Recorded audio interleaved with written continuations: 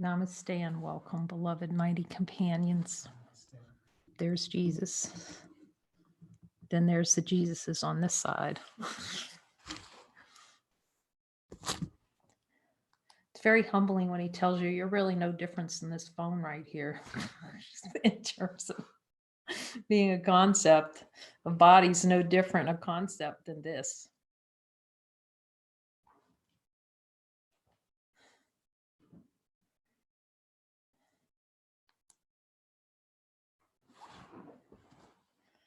Okay, Jesus, what would you like to tell us today? What do we have to learn? Unlearn. He says death wish. Okay, this will be good.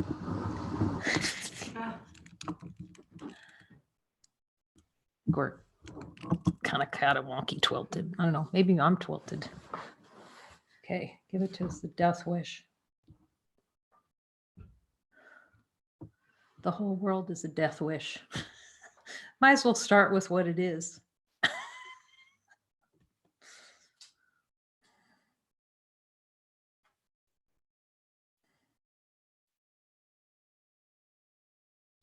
And as he reminds me, anything other than following him is a death wish.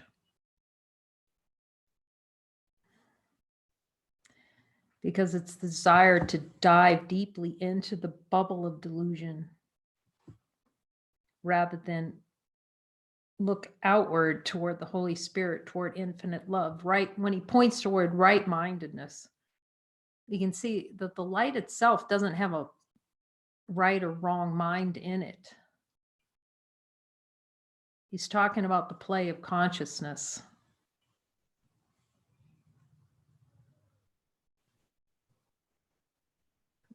The part of consciousness that knows it's still whole, playing is fragmented.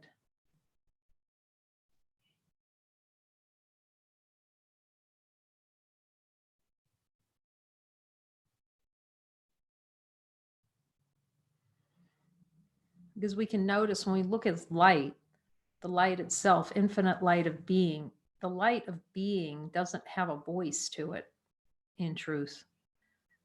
Abstract reality.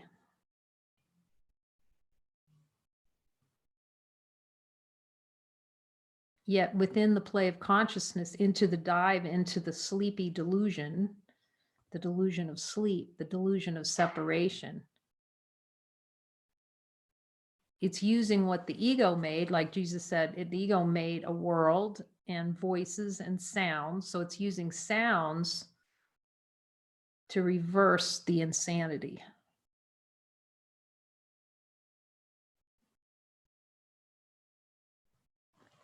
The delusion that separation is real.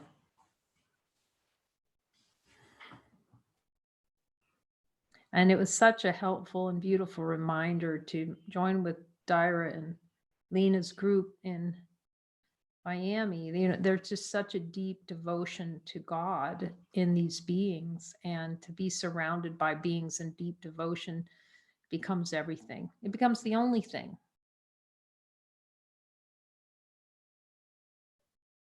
Because you see that you can't do it without your brother, and that you trust, like, as I've said, when he says for someone to invite someone here, I know that he's selecting for us, for me, the brothers that bring the gifts of what I need to see. They're like little gift packages from him.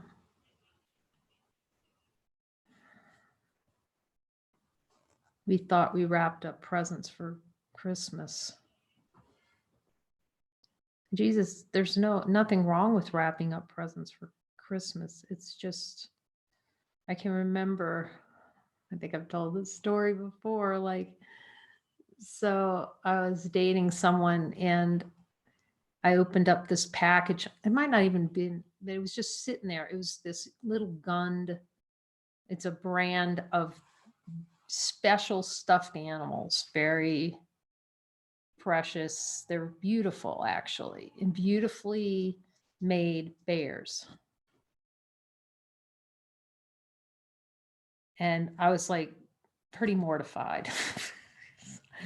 The eye's gone, well, I don't like bears. I don't like that present. That's what we're saying to God all the time, actually. And until I saw it another way, and that's another way, is this big guy walking in and digging through a pile of stuffed teddy bears to find the right one. We have such a limited view, and then your heart's touched and it's, oh my gosh, I didn't see that correctly at all. We just how consciousness plays. I don't like game. To see all the love that was already there in that. And I look back on that and see that, we have just not to be guilty, but just to have appreciation for the love that was there and is always here in the symbol of seemingly a boyfriend in form, but really just love expressing. Just a reminder that love's here unless we say no to it.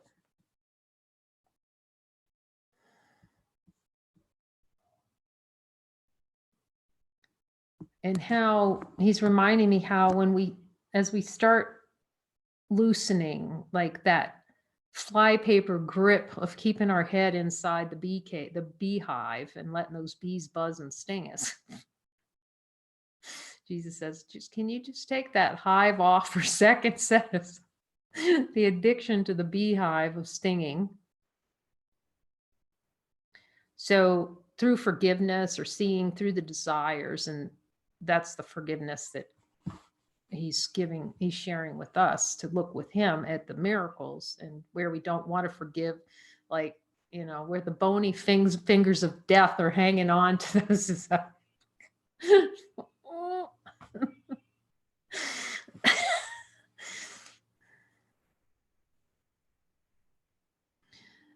That more and more that love pours through. It's the only way you can put it, because love's here. And it's just here. But we've become so accustomed to that contracted state. As soon as there's just this like openness, wow, it's so open and there's so much joy rising like that. Just hold on to your hat. This is wonderful. It'd be like that. And then all of a sudden, God, what happened to you? He's like, gone. Another desire to look at. You be in the joy, and and you just feel like you just took off one big beehive. There's another beehive. Through the desire for the experience of a beehive of stingingness on our heads, and not looking with Jesus to release the desire for all those stings.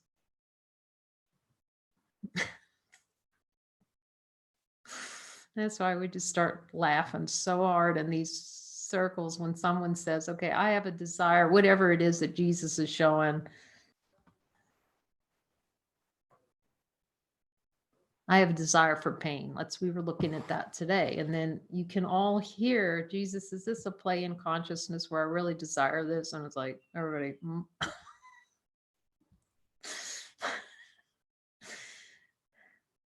You'll see how happy you are really seeing that, because it's when we don't see it that we're so far down in the delusion of death, and we think that's heaven. So just as he's reminding me, just as these energies start releasing and you feel very expansive, see, what you're feeling is not expansive. The crunch is melting away.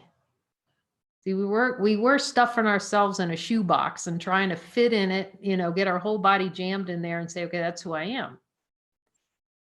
It's going to hurt. So as soon as it seems very spacious and so much love, you just see it. It seems like ego backlash. So, it seems like the bee stings are worse.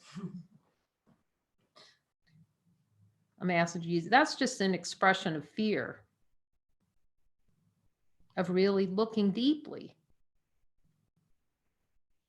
So I'm talking about it's really helpful to be proactive in it. Even though you're in that total state of love, I noticed that, it'd be, oh, this is great, I'm done. You think, Jesus, you already flipped my pancake, I'm completely baked into heaven. No. We're getting like the little teeny tiny morsels on the tip of the tongue. But just that morsel, just that little morsel taste of heaven is enough for a rip-roaring objection to rise up. So that's why vigilance for heaven. Not engage in that. Go join with me quickly in light. He's saying, come over here. And as I said, it just got to the point, and still happens. My eyes pop open. It's like, what do you want to show me, Jesus? Eyes open. Because then it was immediately going to him, like before anything. Like he says, that's helpful. So even if you're in like the most, oh my God, happy, because the consciousness will play a little ecstasy state. It's going to try to, ask Jesus. Jesus, consciousness kind of pretend like bliss and joy, like it knows what it is. You can hear him, oh yes. And then what happens, it does this. So it makes an experience. Okay, here's my experience. I'm experiencing bliss and joy and love. And then because the denials aren't washed out, it seems like, what happened to bliss and joy? then consciousness it goes on a search. It turns on the hunt function to try to repeat that other experience. Or it'll talk about it. I've got tossed out into the universe, and then I saw I'm the universe. I mean, there's nothing wrong with it, okay? Because it's just, you got to ask Jesus. Because right in that moment, it'll go into the history closet, and then it gets pulled out like this. It's not going to be any different. This whole beautiful, seemingly mystical experience. And it gets dragged out of the closet like an old coat. And let me show you my coat. I love wearing this. This was the best coat. Mystical is here now.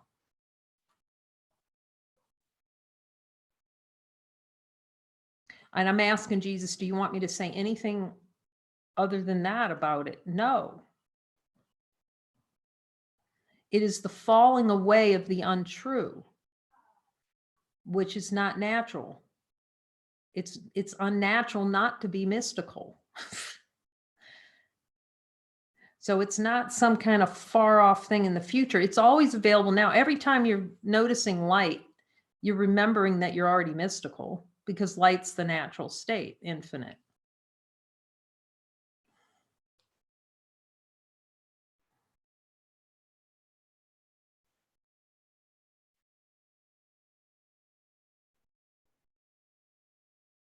And I'm just asking, is this most helpful? Because that's the only interest here is what's most helpful.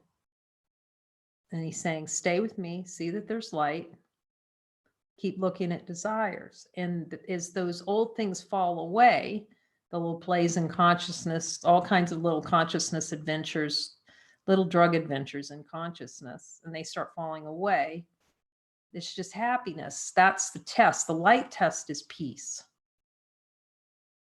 and joy. Just joy is resonant energy, and happiness, it has no because. Natural state has no because.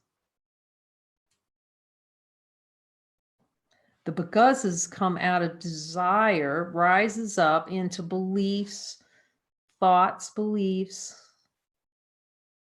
like a little tree of looking for different opportunities.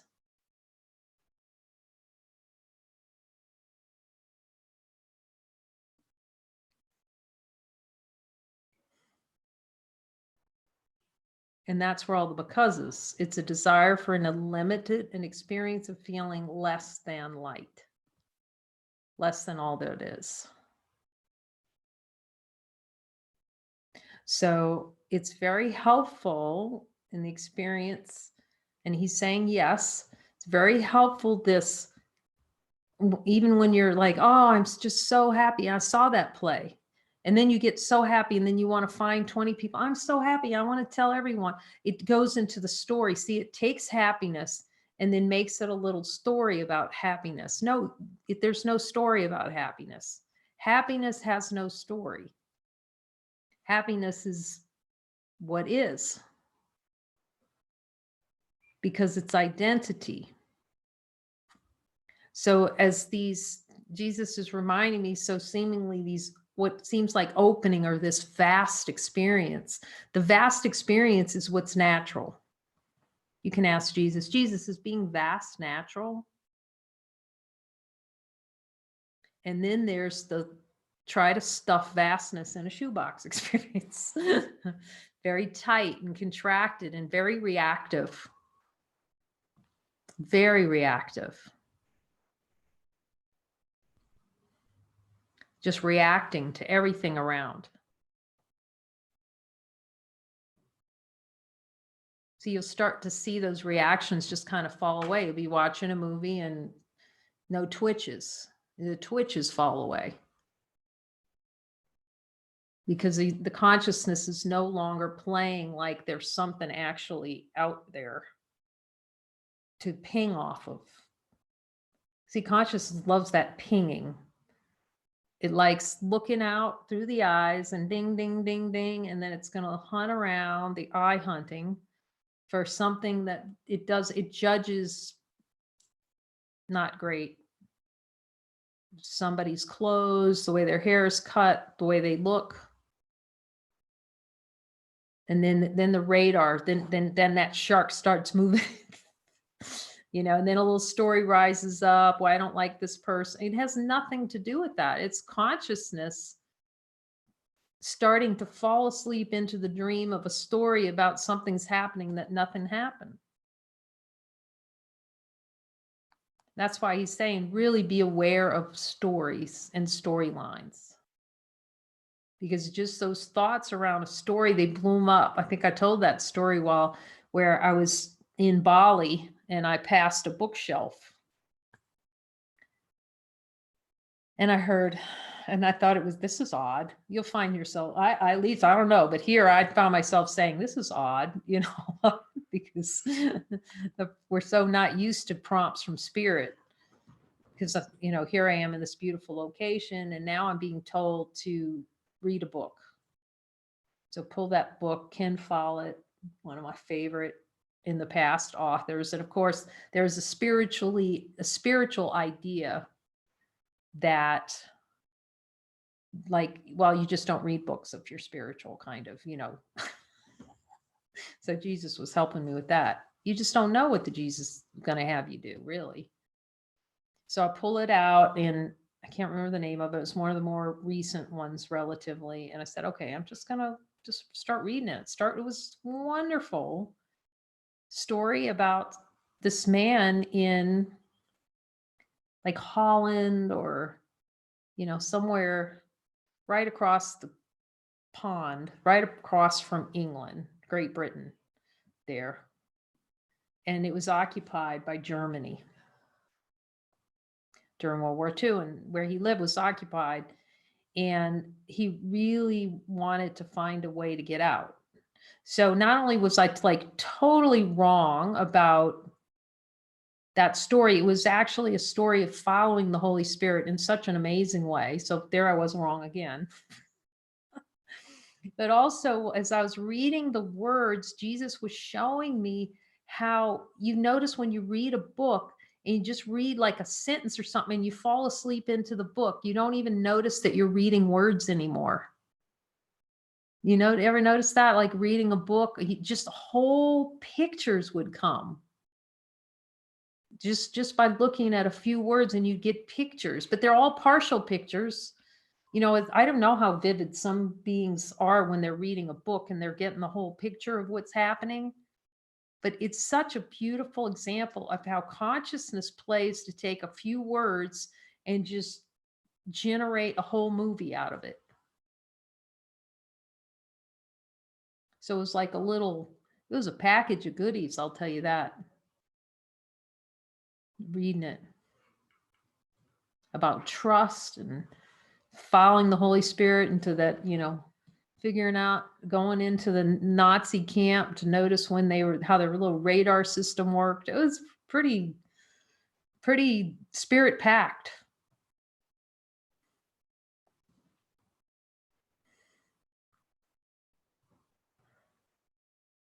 It's so helpful, these spirit assignments, that your head goes, really? Like that? You want what? Those are like because then you're like jumping on it. Like Maurice, I talked to him, he's in Australia. I don't know how many, you probably hadn't even watched but a few of the sessions, and all of a sudden he's like, we have to get to that point really where, yes, okay, you decide Jesus, you hear from Jesus, you follow. Now maybe a kerfuffle is going to come up, because that's what consciousness plays. As soon as we're just getting in that holy Jesus flight pattern, getting ready, the plane to take off, and then it's like, all those famous scenes every time a plane is trying to take off, and either from Argo or whatever, and then you have all those cars and those guns and bazookas chasing them. And how we cheer when the plane takes off. It just goes, like we cheer it on. That's what we have to do with each other when we just go, okay, so what? You're a 747. You're going to out. You can outrun all those bazookas. You're riding in Jesus's plane. Right off into the sky. Yes, wave. Bye. Thank you. I don't need that anymore. But you got to get in the plane, because you can't take off until you you got to take off. You got to jump the plane.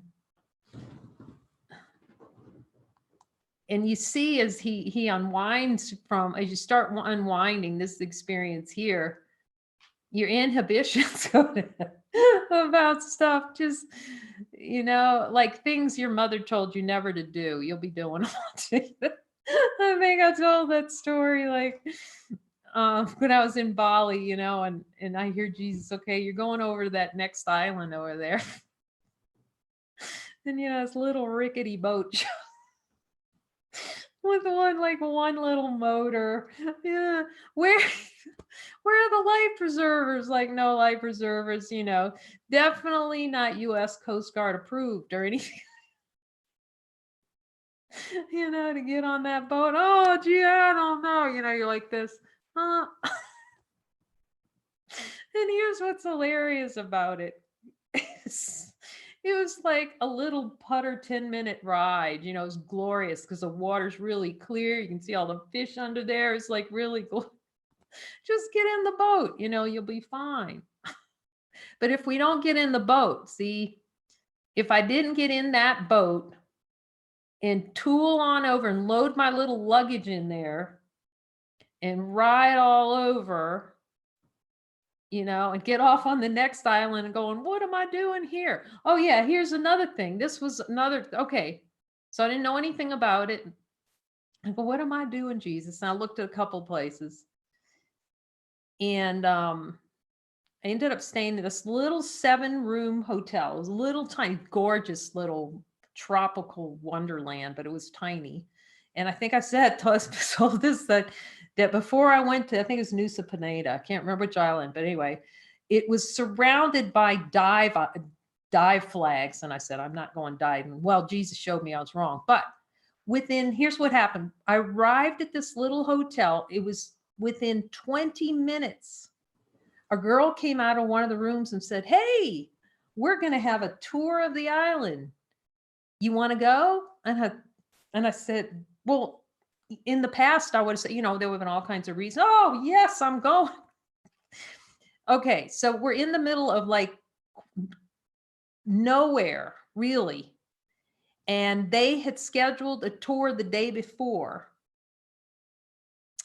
So you had to have on motorcycles. They had tour guides on motorcycles there, and this guy who lived on the property, who worked on the property said, "I'll take you." And within 20 minutes of being there, I'm on the back of a motorcycle taking the most spectacular. That was the bumpiest ride, I have to say, Jesus. He said it was good for you. All over, like the most spectacular overlooks of that, got a whole tour. And what was very interesting, before I went to the island, I kind of just noticed a few spots. Oh, that might be interesting. And I went to that island and I did nothing. And I was taken to every single one of them that I even glanced at and thought, that might be interesting.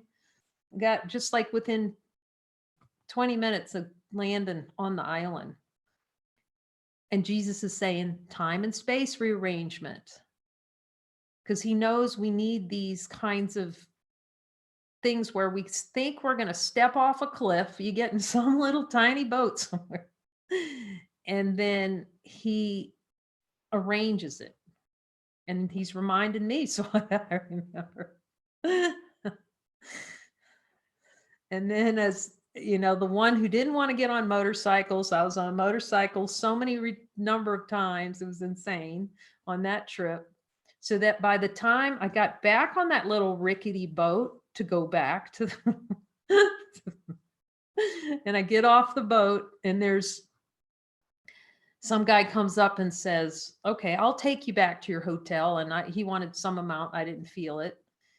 So I just this is something the K would never do. I was doing so many outrageous things, but we have to break those things. See, we have to say yes, so he can break all those little contractions.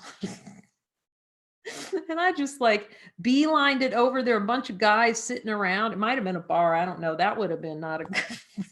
And I just said, "Hey, I need a ride." Boom, "I'll take you," and jumped back on the back of another motorcycle with someone I didn't even know. All the rules violations of the K characters growing up. I think every single one of them was violated on that trip.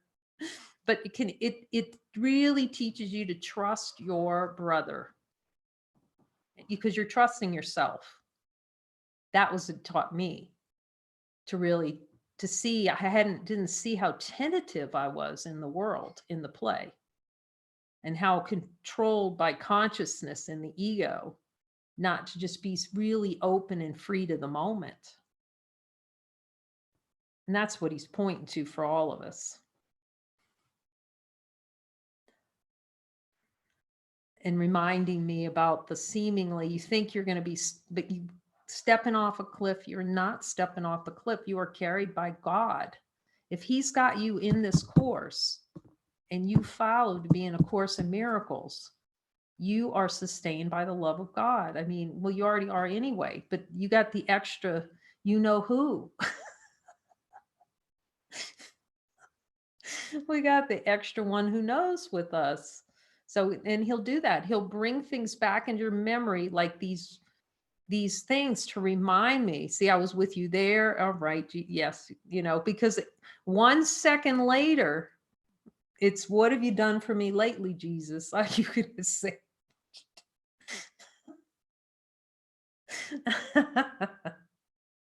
There'll be miracles after, all this. And it's like, where are you? And usually that comes from some out picturing. Like if there's a single out, yes, he said, yes. He's reminding me. If you have a single out picturing about the way something should be, because that's what consciousness loves to do. It loves to make a future by I think Mary said something really beautiful today. And that was, because she's going to be coming and we're not sure when, we're praying to Jesus. And she said, "I'm really not picturing what the place is like." See, this is how we set ourselves up for extreme, excruciating pain. We think of something we're going to be doing and make a future out of it and have all these fantasies about the way it looks. And we know it never looks like that. So this is what I started discovering when he'd send me on the trip, the less I knew about it. Because, it was the K character plan, or having a plan every moment, got to the point where it's, okay, in Jerusalem, okay, where's my hotel and how do I get a bus there? And then don't know anything else about it. And that's when we have so much openness to the spontaneity, what he's going to give us. He's going to keep giving us gifts the whole time, like he did in Bali, and then Jerusalem, but then he starts saying he's giving them to you every day. That's what was just helpful here. And he's got that plan for everyone, but without just saying, look, I'm going to follow this unequivocally. Not my plan, let thy plan be done. And I think I've said this before, like before it'd be each step of a travel trip would be like, okay, I got the plane. Now, which plane is most convenient for me? Which seat on the plane? And now it's like, I don't even want to think about this, Jesus. What am I doing? It's like, what flight am I, when am I going? And for the Boston ACIM conference, I heard 7 days. So that's just 7 days, go for 7 days. And then a place was provided for me to stay, where the K would have to have, the hotel, and it's got to, because this is a good bed. Maybe not that bad. I had to be sure that I had a place, and it was like this. And after a while, you just go, okay, tell me where to sit, what seat. And then it becomes like a happy adventure more. And he's reminded me, I wonder if he's sending me on a trip, because he's reminded me. You set me up, Jesus. He said, no, he doesn't set us up other than to see that we're happy. And that we are infinite, powerful beings. But the saying yes, and being so true to what he's asking us to do, you just start to see how it can't be done another way, really. He says no. Because it's really placing the value on ourselves as divine being to accept his help and to follow like nothing else matters, because nothing else does, really. And at some point, that has to be accepted. And, I've talked about how, and Suzanne would talk about this too, but you don't really see it until you see it, until you accept how you want to keep one foot in the world. I'm just going to go as far as I can with you, Jesus, but I'm going to keep that little foot, and on one foot on the boat that's going to heaven and one foot on the pier of hell. It is what happens, the boat's good.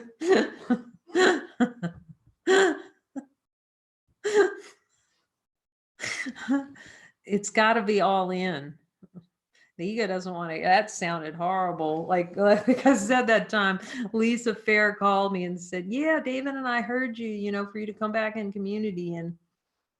And we've really changed things here. And it really is, everything we do here is service to the whole. Oh my gosh. I think I wanted to crawl into a hole when she said that. The last thing I wanted to do was to be in service to the whole and in the totality, because you don't know what that means until you see that supreme happiness depends on that. But it sounded horrible. I have to tell her that sometime. I might write her an email. I love Lisa.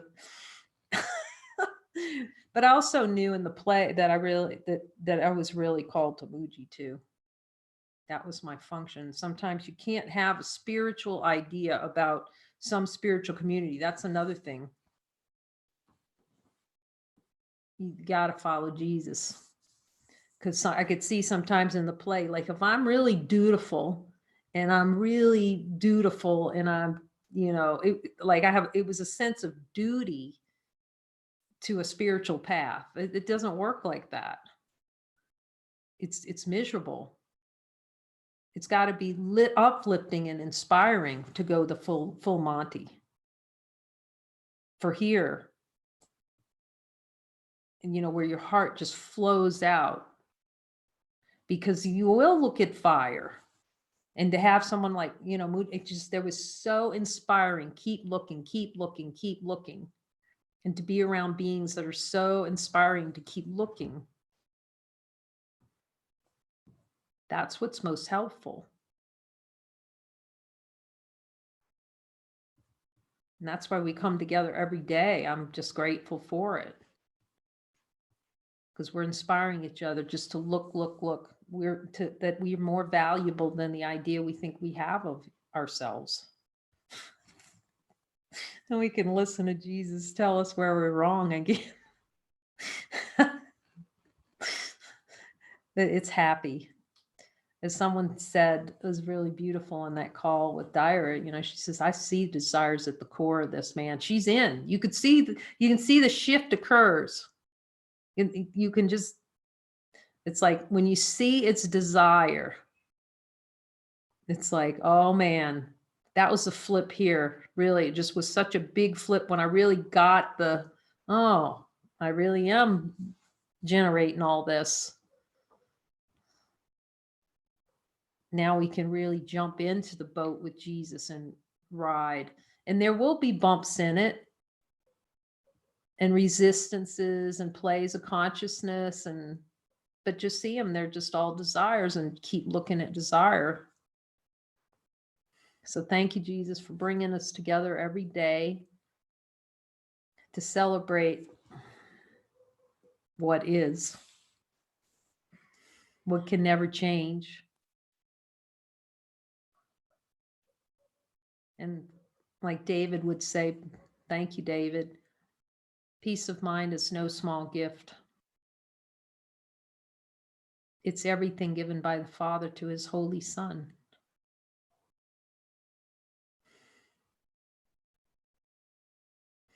Straight up, Jesus. We love you.